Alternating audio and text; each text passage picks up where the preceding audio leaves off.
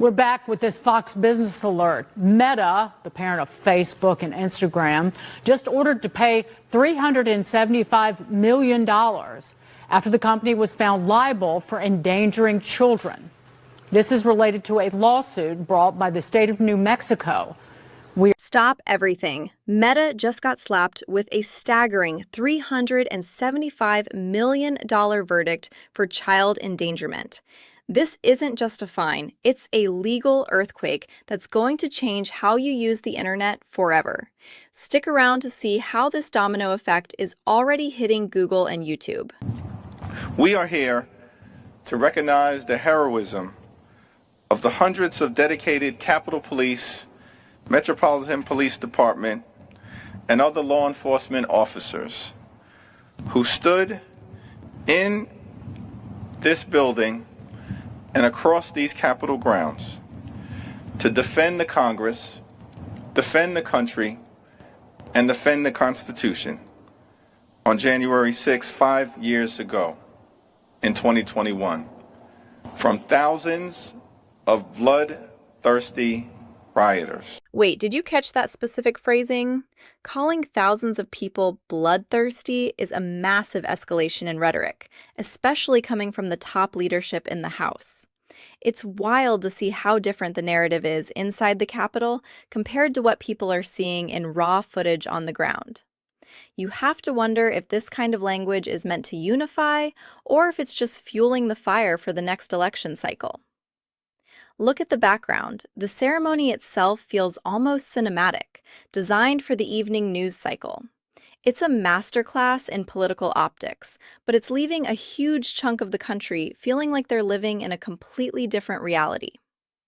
When you use words like bloodthirsty, you aren't just describing an event. You're setting a stage for how the government treats its own citizens moving forward. This is the kind of clip that usually gets buried, but seeing it raw like this really puts the current political temperature into perspective. Biggest tech giants found liable as a California jury says Meta and Google were negligent, maliciously so, after claims their platforms were designed to be addictive and harmful to teens. Welcome to a new hour of America Reports. I'm John Roberts in Washington. Just the news never stops, Sandra. It does not. Good to be with you, John. I'm Sandra Smith in New York. It is a $3 million verdict, but the bigger story may be what comes next. This ruling could open the floodgates for more lawsuits from parents, states, and beyond. And the reach is massive. Studies show at least half of American teens use YouTube or Instagram each and every day. Let's bring in Donna Ratuna, the criminal defense attorney and Fox News Channel contributor. Donna, great to see you. Thanks very much for joining us. So we've got one award, and that's compensatory damages of $3 million. A potentially bigger award lies ahead with punitive damages because these companies were found to be negligent. And this is the first domino. When a jury finds a tech giant maliciously negligent, it's not about the $3 million. That's pocket change for them. It's about the legal precedent. For years, these platforms have hidden behind Section 230, claiming they're just the pipes and not responsible for what flows through them. But this verdict says the design itself is the problem. They're basically saying the algorithm is a defective product. If you're a parent, this is the moment you've been waiting for. It's the first time a court has agreed that the addictive nature of scrolling isn't just a byproduct. It's a feature that Meta and Google are now legally liable for. We're going to see thousands of these cases flooding the courts in the next 6 months. It's the big tobacco moment for social media. Notice how the news anchors are already calling it a colossal shift. They know this is the start of a massive industry-wide reset that could force these apps to delete the hook features we've all become addicted to. Here's my pitch on the SAVE Act, okay?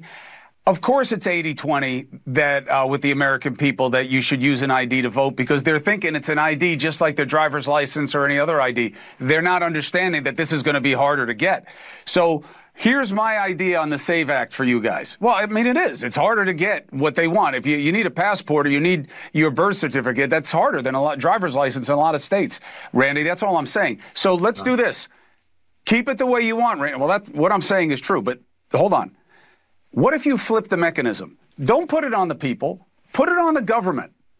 Have them do the outreach, contact the voters, and champion the process so that it's not so onerous on people who don't have the money or the inclination or the documents, don't have a passport, have the complication of being a married woman with a different name or a college kid, or they don't have a driver's license. Put it on the government. Have them do it. That's my first idea. You can have the ID, but the government should facilitate it, Randy. Would you be okay? At the logic being used here. The idea that a passport or a birth certificate is too hard for a regular citizen to produce is a pretty bold take. It's almost like there's a total disconnect from everyday life. Think about it. You can't even board a plane or open a bank account without these documents. So why is the bar for the most important civic duty being treated like it's an impossible hurdle? Cuomo's pitch to put the onus on the government sounds like a bureaucratic nightmare in the making. Can you imagine the DMV trying to outreach to every single citizen to verify their identity? It would take decades. The pushback here is fascinating because it highlights the core of the debate. Is voter ID about security, or is it a barrier? When you hear it phrased like this, it sounds less like a policy debate and more like an excuse for why the current system is so messy. It's a classic example of expert talk that feels completely out of touch with how most people actually live their lives. Chris, but that's not what the proposal is. A driver's license would be adequate in order to vote. The things you're talking about with a passport is a one-time thing to prove you're a citizen when you register to vote, much like you have to do when you do a lot of things. But the driver's license that Americans have is all you need. And by the way, we do this today in Florida, the third largest state in the country, and our elections work just fine. In fact, it appears that Democrats may win some elections in Florida tonight, despite the fact that we require photo IDs. So the idea that people object to photo IDs, it's ridiculous. We ought to just do it. 80% of Americans want it. 70% of Democrats want it. There's no reason not to do it. Look, about an absolute takedown. Representative Fine just pointed out the massive hole in the "it's too hard" argument. If Florida, the third largest state, can run clean elections with strict ID laws, why can't everyone else? The most telling part is the stat he dropped. Even with these rules, the opposition is still winning seats. That completely kills the narrative that ID laws are designed to suppress one specific side. It turns out that when you make the rules clear and simple, people actually follow them. This clip is a great reminder that reality usually beats theory. You don't need a passport every time you vote.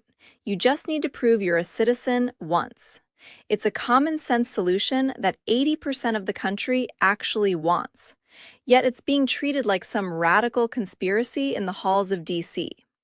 When you see the success in Florida, it makes you wonder why there's so much resistance to a standard that clearly works for everyone involved. Legal walls are closing in on big tech, and the political divide is only getting wider. What's your take on the $375 million verdict? Drop a comment below and don't forget to hit subscribe for the next breakdown.